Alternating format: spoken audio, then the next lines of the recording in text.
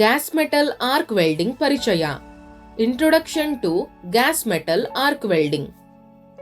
Gas metal arc welding ಅಂದರೆ GMAW ಒಂದು ಅರೆ ಸ್ವಯಂಚಾಲಿತ ಅಥವಾ ಸ್ವಯಂಚಾಲಿತ ವೆಲ್ಡಿಂಗ್ ವಿಧಾನವಾಗಿದ್ದು, ಉತ್ಪಾದನಾ ದಕ್ಷತೆಯನ್ನು ಹೆಚ್ಚಿಸಲು ಮತ್ತು ಉತ್ತಮ ಗುಣಮಟ್ಟದ ವೆಲ್ಡ್ಗಳನ್ನು ಪಡೆಯಲು ಕೈಗಾರಿಕೆಗಳಲ್ಲಿ ಇದನ್ನು ವ್ಯಾಪಕವಾಗಿ ಬಳಸಲಾಗುತ್ತದೆ. ದೊಡ್ಡ ಪ್ರಮಾಣದ ಉತ್ಪಾದನೆಗಾಗಿ ಅರೆ ಸ್ವಯಂಚಾಲಿತ ಅಥವಾ ಸ್ವಯಂಚಾಲಿತ ವ್ಯವಸ್ಥೆಗಳಲ್ಲಿ ಇದು ವಿಶೇಷವಾಗಿ ಉಪಯುಕ್ತವಾಗಿದೆ. GMAW ನಲ್ಲಿ ಆರ್ಗಾನ್ ಅಥವಾ ಹೀಲಿಯಂನಂತಹ ಇನರ್ಟ್ ಗ್ಯಾಸ್ಗಳು ಅಥವಾ ಎರಡರ ಮಿಶ್ರಣವನ್ನು ವೆಲ್ಡ್ ಅನ್ನು ಮಾಲಿನ್ಯದಿಂದ ರಕ್ಷಿಸಲು ಶೀಲ್ಡಿಂಗ್ ಗ್ಯಾಸ್ ರೂಪದಲ್ಲಿ ಬಳಸಲಾಗುತ್ತದೆ. ಕಾರ್ಬನ್ ಡೈಆಕ್ಸೈಡ್ ಅಂದರೆ CO2 ಅನ್ನು ಶೀಲ್ಡಿಂಗ್ ಗ್ಯಾಸ್ ರೂಪದಲ್ಲಿ ಬಳಸಿದಾಗ ಈ ಪ್ರಕ್ರಿಯೆಯನ್ನು ಮೆಟಲ್ ಆಕ್ಟಿವ್ ಗ್ಯಾಸ್ ವೆಲ್ಡಿಂಗ್ ಅಥವಾ MAG ವೆಲ್ಡಿಂಗ್ ಎಂದು ಕರೆಯಲಾಗುತ್ತದೆ. ಇನರ್ಟ್ ಗ್ಯಾಸ್ಗಳನ್ನು ಮಾತ್ರ ಬಳಸಿದಾಗ ಈ ಪ್ರಕ್ರಿಯೆಯನ್ನು ಮೆಟಲ್ ಇನರ್ಟ್ ಗ್ಯಾಸ್ ವೆಲ್ಡಿಂಗ್ ಅಥವಾ MIG ವೆಲ್ಡಿಂಗ್ ಎಂದು ಕರೆಯಲಾಗುತ್ತದೆ. GMAW ನ ವಿವಿಧ ಹೆಸರುಗಳು ಹೀಗಿವೆ: GMAW gas metal arc welding, MAG metal active gas welding, MIG metal inert gas welding. Gas metal arc welding ನ ಇತಿಹಾಸ. ಗ್ಯಾಸ್ ಮೆಟಲ್ ಆರ್ಕ್ ವೆಲ್ಡಿಂಗ್ ಅನ್ನು ಮೊದಲು 1940ರ ದಶಕದಲ್ಲಿ ಅಲ್ಯೂಮಿನಿಯಂ ಮತ್ತು ಇತರ ನಾನ್ ಫೆರಸ್ ಮೆಟಲ್ಗಳಿಗಾಗಿ ಅಭಿವೃದ್ಧಿಪಡಿಸಲಾಯಿತು. ನಂತರ ಇದನ್ನು ಸ್ಟೀಲ್ ಅಲ್ಲಿ ಬಳಸಲಾಯಿತು, ಏಕೆಂದರೆ ಇತರ ವೆಲ್ಡಿಂಗ್ ಪ್ರಕ್ರಿಯೆಗಳಿಗಿಂತ ಇದರಲ್ಲಿ ವೆಲ್ಡಿಂಗ್ ಪ್ರಕ್ರಿಯೆಯು ವೇಗವಾಗಿರುತ್ತದೆ. 1950 ಮತ್ತು 1960ರ ದಶಕದ ನಂತರ ಇದು ಉದ್ಯಮದಲ್ಲಿ ಹೆಚ್ಚು ವ್ಯಾಪಕವಾಗಿ ಬಳಸಲ್ಪಟ್ಟಿತು.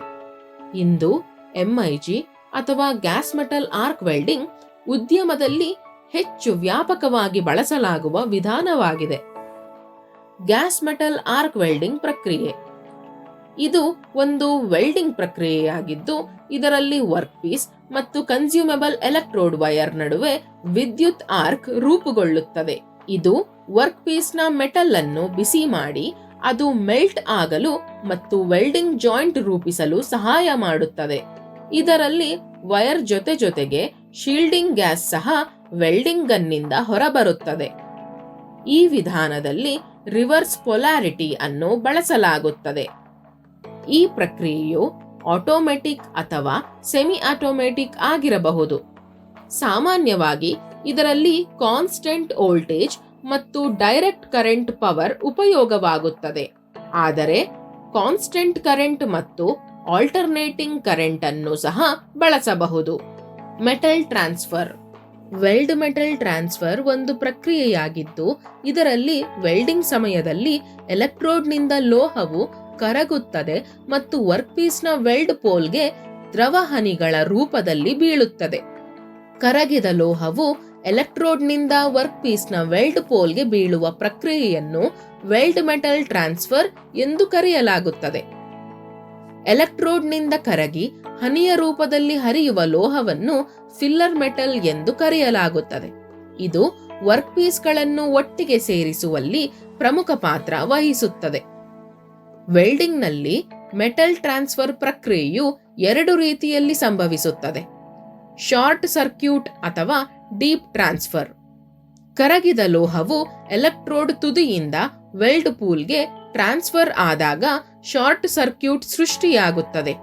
ಇದನ್ನು ಶಾರ್ಟ್ ಟ್ರಾನ್ಸ್ಫರ್ ಅಥವಾ ಡೀಪ್ ಟ್ರಾನ್ಸ್ಫರ್ ಎಂದು ಕರೆಯಲಾಗುತ್ತದೆ. ಈ ಟ್ರಾನ್ಸ್ಫರ್ ಅಲ್ಲಿ ಕರೆಂಟ್ 250 ಆಂಪಿಯರ್ ಮತ್ತು 16ರಿಂದ 22 ವೋಲ್ಟ್ಗಳ ವೋಲ್ಟೇಜ್ ಅನ್ನು ಹೊಂದಿರುತ್ತದೆ. ಇದು ಗ್ಲೋಬುಲಾರ್ ಟ್ರಾನ್ಸ್ಫರ್ಗಿಂತ ಕಡಿಮೆ ಇರುತ್ತದೆ. ಈ ಟ್ರಾನ್ಸ್ಫರ್ ಇಂದ ಎಲ್ಲಾ ಪೊಸಿಷನ್ನಲ್ಲಿಯೂ ಮತ್ತು ದಪ್ಪ ಮತ್ತು ತೆಳುವಾದ ಎರಡೂ ಲೋಹಗಳನ್ನು ವೆಲ್ಡ್ ಮಾಡಬಹುದು. Free flight transfer.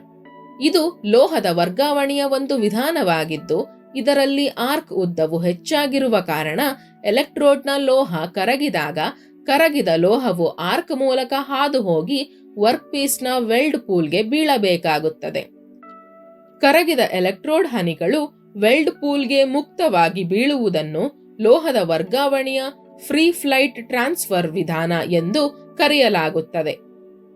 Free flight transfer ವಿಧಾನವನ್ನು ಸಾಮಾನ್ಯವಾಗಿ 4 ಭಾಗಗಳಾಗಿ ವಿಂಗಡಿಸಲಾಗಿದೆ. Globular type transfer, projected transfer, spray type transfer, explosive transfer. Globular type transfer ಈ ವಿಧಾನದಲ್ಲಿ ಎಲೆಕ್ಟ್ರೋಡ್ ಕರಗಿ ದೊಡ್ಡ ದುಂಡಗಿನ ಹನಿಗಳನ್ನು ರೂಪಿಸುತ್ತದೆ. ಇದು ವೆಲ್ಡ್ ಲೋಹದ ಮೇಲೆ ಬಿದ್ದಾಗ ಗಟ್ಟಿಯಾಗುತ್ತದೆ. ಈ ವಿಧಾನವು ಮುಖ್ಯವಾಗಿ ದಪ್ಪ ಪ್ಲೇಟ್ಗಳನ್ನು ಫ್ಲಾಟ್ ಮತ್ತು ಹಾರಿಜಾಂಟಲ್ ಪೊಸಿಷನ್ನಲ್ಲಿ ವೆಲ್ಡ್ ಮಾಡಲು ಸೂಕ್ತವಾಗಿದೆ. ಈ ಪ್ರಕ್ರಿಯೆಯಲ್ಲಿ ವೋಲ್ಟೇಜ್ ಸಾಮಾನ್ಯವಾಗಿ 23 ರಿಂದ 27 ವೋಲ್ಟ್ ವರೆಗೆ ಮತ್ತು ಕರೆಂಟ್ 250 ರಿಂದ 400 ಆಂಪಿಯರ್ ವರೆಗೆ ಇರುತ್ತದೆ. ಪ್ರೊಜೆಕ್ಟೆಡ್ ಟ್ರಾನ್ಸ್ಫರ್ ಇದು ಗ್ಲೋಬುಲಾರ್ ಟ್ರಾನ್ಸ್ಫರ್ನ ವಿಶೇಷ ರೂಪವಾಗಿದ್ದು, ಇದರಲ್ಲಿ ಮೇಲ್ಮೈ ಒತ್ತಡ ಮತ್ತು ಗುರುತ್ವಾಕರ್ಷಣೆಯ ಸಮತೋಲನದಿಂದಾಗಿ ಹನಿಗಳು ನೇರ ರೇಖೆಯಲ್ಲಿ ಬೀಳುತ್ತವೆ. ಸ್ಪ್ರೇ ಟೈಪ್ ಟ್ರಾನ್ಸ್ಫರ್ ಈ ವಿಧಾನದಲ್ಲಿ ಎಲೆಕ್ಟ್ರೋಡ್ ಕರಗಿ ಸ್ಪ್ರೇನಂತಹ ಸೂಕ್ಷ್ಮ ಹನಿಗಳ ರೂಪದಲ್ಲಿ ವೆಲ್ಡ್ ಲೋಹಕ್ಕೆ ಟ್ರಾನ್ಸ್ಫರ್ ಆಗುತ್ತದೆ. ಈ ಪ್ರಕ್ರಿಯೆಯಲ್ಲಿ ವೋಲ್ಟೇಜ್ ಸಾಮಾನ್ಯವಾಗಿ 28 ರಿಂದ 32 ವೋಲ್ಟ್ ಮತ್ತು ಕರೆಂಟ್ 500 ಆಂಪಿಯರ್ಗಳವರೆಗೆ ಇರುತ್ತದೆ. ಈ ವಿಧಾನವು ಫ್ಲಾಟ್ ಪೊಸಿಷನ್ನಲ್ಲಿ ವೆಲ್ಡಿಂಗ್ ಮಾಡಲು ಮಾತ್ರ ಸೂಕ್ತವಾಗಿದೆ. ಎಕ್ಸ್ಪ್ಲೋಸಿವ್ ಟ್ರಾನ್ಸ್ಫರ್ ಈ ಪ್ರಕ್ರಿಯೆಯಲ್ಲಿ ಕರಗಿದ ಲೋಹದ ಹನಿಗಳು ಇದ್ದಕ್ಕಿದ್ದಂತೆ ಸ್ಫೋಟಗೊಂಡು ಅನೇಕ ಸಣ್ಣ ಕಣಗಳಾಗಿ ಬದಲಾಗುತ್ತದೆ. ಇದು ಅನಿಯಂತ್ರಿತ ಆರ್ಕ್ ಪರಿಸ್ಥಿತಿಗಳು ಅಥವಾ ತಪ್ಪಾದ ಶೀಲ್ಡಿಂಗ್ ಗ್ಯಾಸ್ ಬಳಕೆಯಿಂದ ಸಂಭವಿಸಬಹುದು. ಈ ವಿಧಾನವು ಬಹಳಷ್ಟು ಸ್ಪ್ಯಾಟರ್ ಅನ್ನು ಉತ್ಪಾದಿಸುತ್ತದೆ ಮತ್ತು ಇದನ್ನು ಸಾಮಾನ್ಯವಾಗಿ ಬಳಸಲಾಗುವುದಿಲ್ಲ. ಸಾರಾಂಶ: gas metal arc welding GMAW ಎಂಬುದು ಸೆಮಿ ಆಟೋಮ್ಯಾಟಿಕ್ ಅಥವಾ ಆಟೋಮ್ಯಾಟಿಕ್ ವೆಲ್ಡಿಂಗ್ ಪ್ರಕ್ರಿಯೆಯಾಗಿದ್ದು, ಅದರ ವೇಗ, ದಕ್ಷತೆ ಮತ್ತು ಉತ್ತಮ ಗುಣಮಟ್ಟದ ವೆಲ್ಡ್ಗಳನ್ನು ಉತ್ಪಾದಿಸುವ ಸಾಮರ್ಥ್ಯಕ್ಕೆ ಹೆಸರುವಾಸಿಯಾಗಿದೆ ಎಂದು ನಾವು ಕಲಿತಿದ್ದೇವೆ. ಇದನ್ನು ಕೈಗಾರಿಕೆಗಳಲ್ಲಿ ವಿಶೇಷವಾಗಿ ದೊಡ್ಡ ಪ್ರಮಾಣದ ಉತ್ಪಾದನೆಗೆ ವ್ಯಾಪಕವಾಗಿ ಬಳಸಲಾಗುತ್ತದೆ. ನಾವು GMAWಗೆ ಸಂಬಂಧಿಸಿದ ವಿವಿಧ ಹೆಸರುಗಳನ್ನು ಕಲಿತಿದ್ದೇವೆ. ವೆಲ್ಡಿಂಗ್ ಪ್ರಕ್ರಿಯೆಯನ್ನು ವಿವರವಾಗಿ ಅರ್ಥ ಮಾಡಿಕೊಂಡಿದ್ದೇವೆ ಮತ್ತು ಮೆಟಲ್ ಟ್ರಾನ್ಸ್ಫರ್ನ ವಿವಿಧ ರೂಪಗಳು, ಅಂದರೆ ಶಾರ್ಟ್ ಸರ್ಕ್ಯೂಟ್, ಫ್ರೀ ಫ್ಲೈಟ್ ಮತ್ತು ಸ್ಪ್ರೇ ಟೈಪ್ ಇತ್ಯಾದಿಗಳ ಬಗ್ಗೆಯೂ ಕಲಿತಿದ್ದೇವೆ. ಕೊನೆಯಲ್ಲಿ GMAW ಒಂದು ಬಹುಮುಖ ಮತ್ತು ಪರಿಣಾಮಕಾರಿ ವೆಲ್ಡಿಂಗ್ ಪ್ರಕ್ರಿಯೆಯಾಗಿದ್ದು, ಅದು ಕೈಗಾರಿಕೆಗಳಲ್ಲಿ ಪ್ರಮುಖ ಪಾತ್ರ ವಹಿಸುತ್ತದೆ.